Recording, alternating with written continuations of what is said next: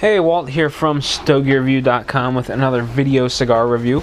And this time around, I've got a cigar that I actually just did a quick little research on, and it turns out we've done this cigar twice already. But it was back in 2008 and 2009, and given that it's been a little while since we've covered this cigar, and I was really in the mood to smoke it, I thought, you know what, I'll go ahead, light it up, and just talk about it and see what happens. And that cigar is the Esencia 2008 from Brother of the Leaf LLC. I believe it's Brother of the Leaf LLC. Anyway, it is by the same group of guys that do Palio cutters, Mark Aub and Company. And my first experience with this cigar was, I guess it was a short while after the 2008 IPCPR trade show. I think Mark sent me some in the mail, and that was my first experience. I didn't get a chance to try them at the trade show, but I did get a chance to talk to Mark about the brand. Actually, me, Jerry, and Brian all got a chance to talk to Mark about the brand, and I really liked what I heard. It's on the Nicaraguan cigar, I believe. It is sort of a boutique cigar made by cigar guys for cigar guys, and the story was, or at least from what I remember, was that going into this, Esencia was only able to acquire so much tobacco. It was a finite number, and ultimately they were going to wind up changing the blend, even if it was a small variation from year to year. So what they were going to do was label the bands so that collectors or cigar connoisseurs would be able to tell the difference between a crop from this year versus a crop from 2 years down the line. And I thought that was a really novel idea. It had been something that I was standing in a crowd of other bloggers saying, I would really appreciate it if some cigar manufacturers would date their stuff. A lot of cigar manufacturers weren't dating boxes at that point in time either. And doing a lot of trading on the forums and things like that back at that point in time, I was getting a lot of cigars of varying age, and I was getting into dating and aging my own stuff, and just having a date on the band I thought was really cool to signify it was this batch from this year, and I really liked that idea. However, here we are in 2011, and the band still says 2008. Now, I don't know whether it is from lack of production, if that finite supply of tobacco, if you will, never dried up, or just distribution was much lower than they anticipated. But they still dated 2008, and I would imagine that up until the blend changes, or the tobacco used to create the cigar has a varying profile large enough to designate creating a new band, we'll continue to see the 2008 label. So let's get down to business. Just kind of giving it a quick once over. It's got a little bit of color variation, a couple of dark splotches up above the band. Below the band, everything looks consistent. I guess maybe those are water spots up top, or what could be water spots. The cigar feels nice and firm when I give it a pinch. It doesn't feel like it's underfilled. It's got a bit of a spring to it, but it doesn't feel soft and mushy. So far, it's looking very good.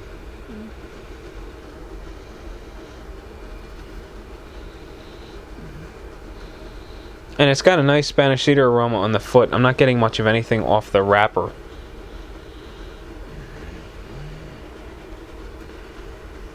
The cap is really shallow. It doesn't roll much over the shoulder.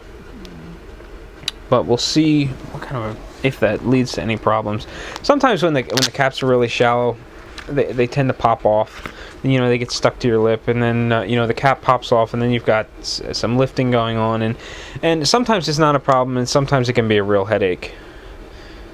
So I just kind of keep an eye on it, and if I see a cap that's really shallow, I just kind of keep it in the back of my mind that the potential is there for that for that remaining piece of cap that's left after clipping to come off.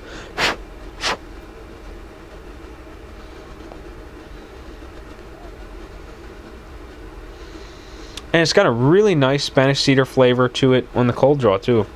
And it's like, you know, when you open up your desktop humidor and that Spanish cedar aroma just sort of lifts out. It's very pleasant. I'm getting the same thing out of the cigar, and so far it's off to a fantastic start. And we haven't even lit it yet. So now, up until recently, I had never seen these cigars in a cigar shop. The few times that I had smoked them, they were gifted to me, and I think I may have ordered a 5-pack at one point in time. But just recently, Sir Stogie's in Gilbertsville, a shop that I've been sort of visiting here and there with Kensington closing, I noticed that they had a box in, and they were carrying polio cutters because several customers were asking about these polio cutters.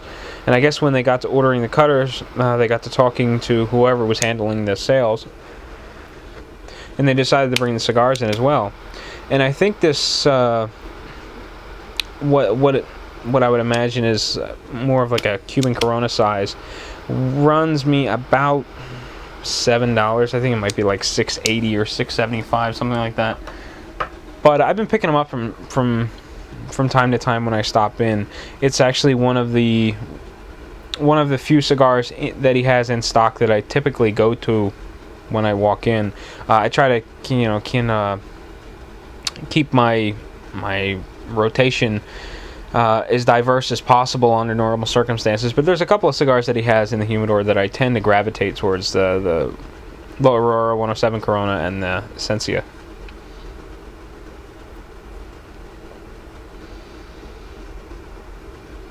Just before that puff, I got a little bit of the aroma coming off the foot, and again, it's more Spanish cedar, and I certainly don't mind it.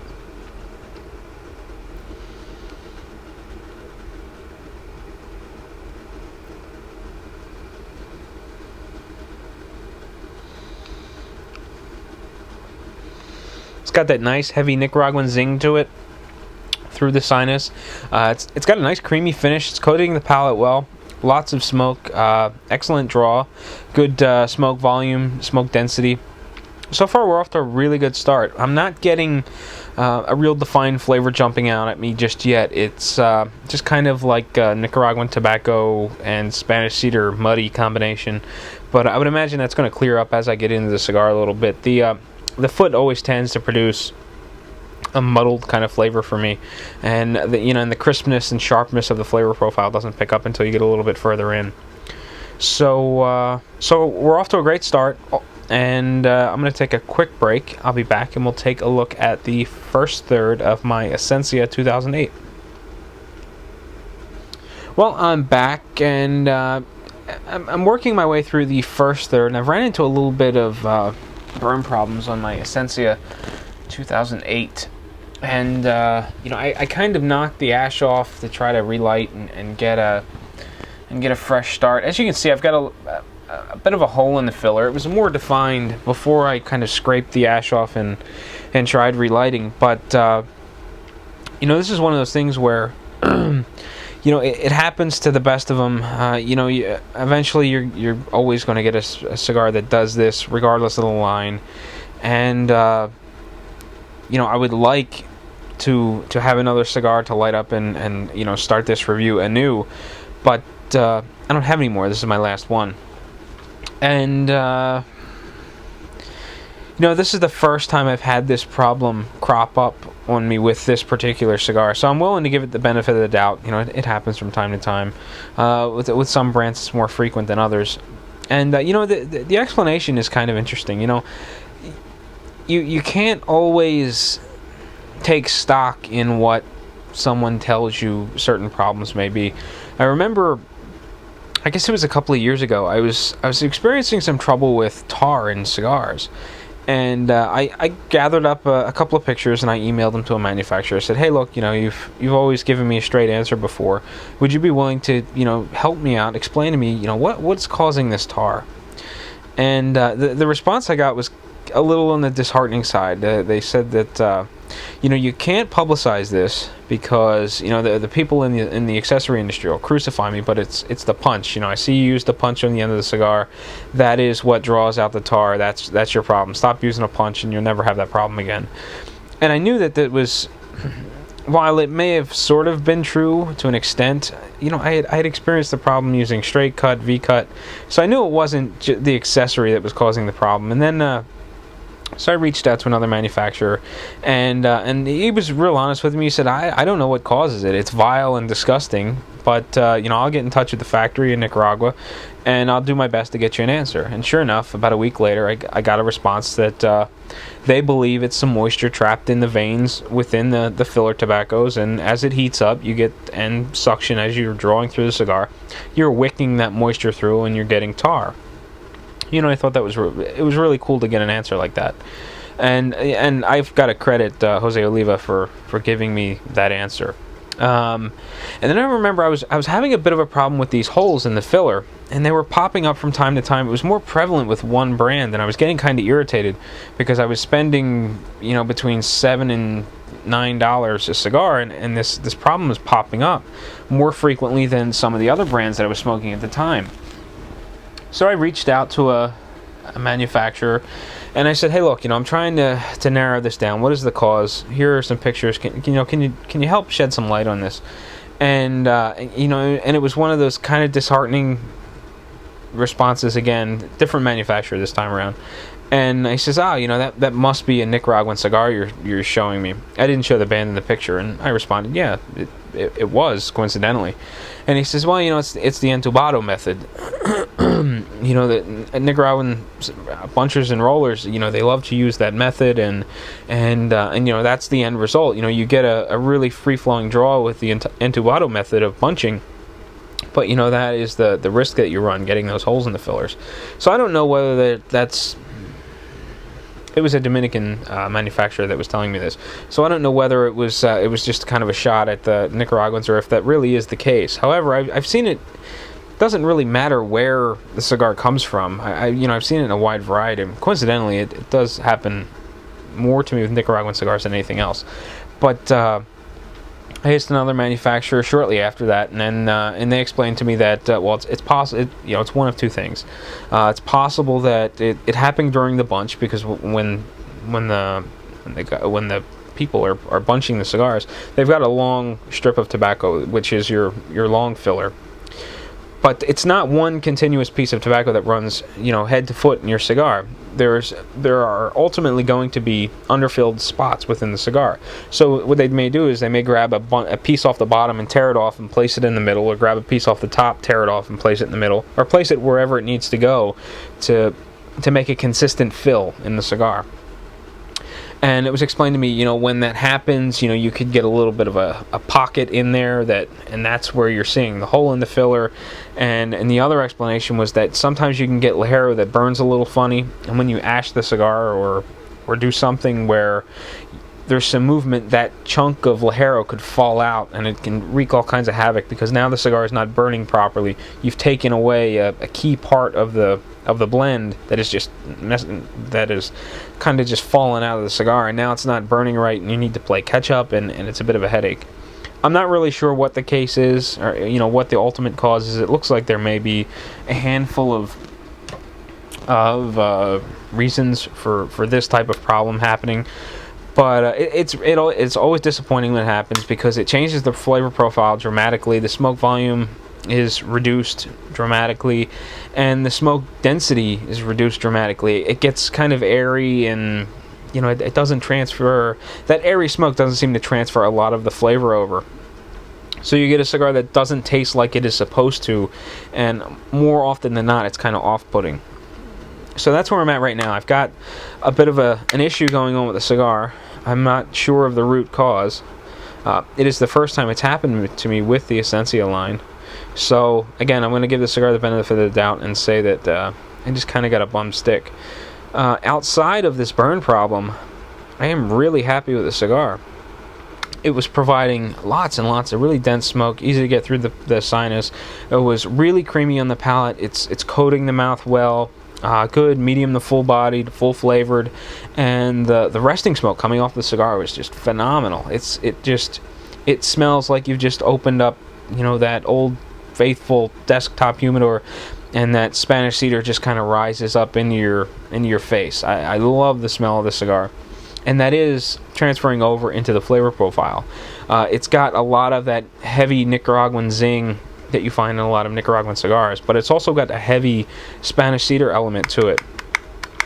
I'm not getting anything outside of that, but at this point in time, that is enough to make me happy, or it's enough to keep me happy. So, again, at this point, we're having a bit of some burn problems that I'm struggling with, but flavor is good, just as long as I can get the cigar burning properly again.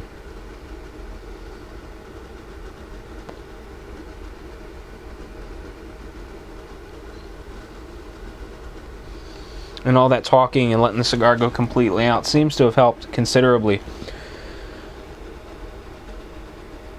I mean, it's still not burning completely right, but it's on the right track. So I'm going to take a break. I'm going to smoke this cigar a little bit more, see if we can get past that bit of an issue, and then I'll be back. We'll take a look at the second third, and we'll go from there. Well, I'm back, and I'm usually not the type of person that can sit here with a cigar in my mouth or a cigar clinched in my teeth and just kind of hang out. A lot of times I wind up like slobbering all over the cigar, and it's a mess. So I just don't do it.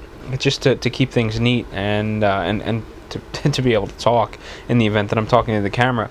I don't generally sort of keep it clinched in my teeth. However, keeping it that close to your face, I just really like the resting, or the room aroma coming, the resting smoke, the aroma of the resting smoke coming off the end of the cigar. It just has an incredible Spanish cedar aroma, and I just can't get enough of it. It's really impressive. As you can see, the cigar is burning fairly well. We're back in, we're beyond that hole in the filler, and we're back to burning properly. The ashes got a bit of a twist to it, but it took a little bit of doing to get past that hole in the filler. It doesn't look like I'm completely beyond it. However, the cigar is smoking probably at 90% at this point. The flavor is right back to where it should be. The smoke density and volume are both up, and all in all, it's smoking very well. Still getting lots of smoke through the cigar, nice and dense, thick, easy to get through the sinus. And it's still coating the palate really well. Again, medium to full-bodied, full-flavored. The flavor hasn't changed up much. I'm getting more of that Spanish cedar aroma, or that Spanish cedar flavor, and that spicy Nicaraguan zing has calmed down a little bit. But those are the two core flavor profiles that I'm getting. I'm not really getting anything else. I'm just so enamored with the Spanish cedar smell coming off the cigar. I haven't really tried to dig deep in the cigar and pick up any additional flavors.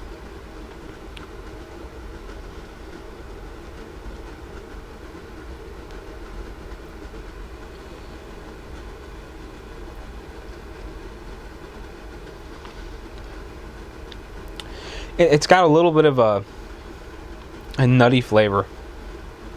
It's kind of got like I don't know, maybe that dry kind of bitterness that you get out of like a walnut.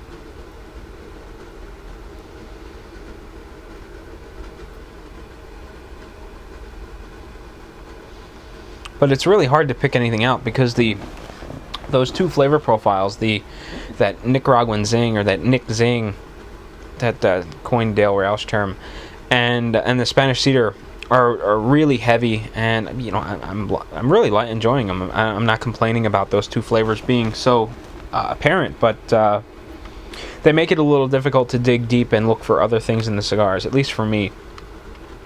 But I really don't want to sound like I'm beating a dead horse, so I think this little piece of the review is going to be relatively short, because there really hasn't been much change in the stick. We're cigars back to burning properly, and there really hasn't been any change. So sit tight. I'll be back. Pop the band off, and we'll take a look at the final third. I'll wrap up the review, and I'll let you be on your way. And we'll see just how close to about a half an hour we're going to be, because it's looking like it's going to be about a half an hour review. But sit tight. Well, I am back, and it's about time to start wrapping up my Esencia 2008, and having a little bit of difficulty getting into focus. We had daylight earlier on in the review, but the sun has gone down, and that means that right in front of the camera is a bit dark. But as you can see, the burn line's a little wavy, but it's really not too much of a problem. It's fairly thin. It's nice and crisp. The ash is a bit dark. It seems to change throughout. Earlier on, the cigar was a bit lighter. Now it's running a bit darker, but it holds a nice compacted shape. You saw earlier it does some goofy kind of things where it kind of twists and curls, but it holds on nice and strong. I haven't had anything fall in my lap as of yet. I seem to be 100% past that problematic burn with the hole in the filler, and the cigar is smoking very well.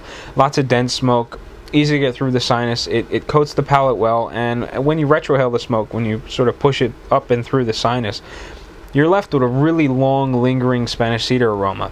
You know, between that and the smoke rising off the cigar, I'm going to have that Spanish cedar smell stuck in my head for days, it seems. It's a smell that I really don't mind at all, and I find it quite pleasant. That same Spanish cedar flavor or aroma comes through in the flavor profile, and it's really starting to overshadow that Nicaraguan zing, both of which I like very much. They kind of play back and forth with one another, and they seem to work really well together. That kind of bitter walnut flavor that I was getting it comes and goes. And again, it's really difficult to notice underneath all of those heavy, rich flavors. Now, covered the burning characteristics, the flavor, past the burn problem. So I guess it's kind of safe to wrap this up. Now, for this entire review, I've been pairing it with a little bit of Zaya rum.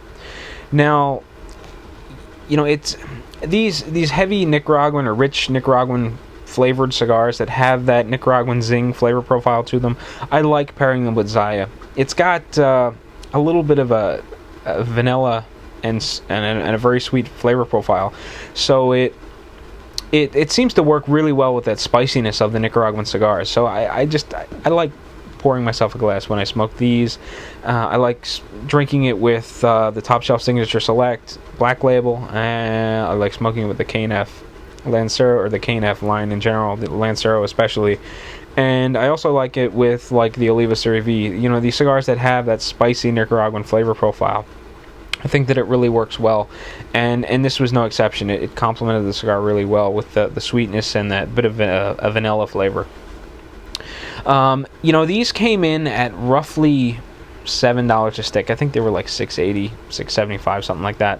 And for a Corona Gorda size, it is kind of pricey in the grand scheme of things, but considering that this is a boutique cigar that you're not going to find in a lot of places, it's a smaller production than your standard cigar, I think it's a very fair price to ask, and I think the cigar performs up to that $7 price point. You know, I don't think, you know, when it's time to set the cigar down in the ashtray, I don't feel as though it was missing anything, or, you know, it should have been priced lower because it didn't perform up to my expectations for a $7 stick. In this case, I think it did really well, and I don't mind spending the $7 a piece for them. And as long as I can continue to get them at my local cigar shop, I'm going to continue purchasing them. You know, I'm still kind of confused about the 2008 on the band. I don't know if this was a small production and they're still... Yeah, and you know, and we're still working through that original 2008 production, or if more have been rolled since. So I don't know how much age these cigars have on them.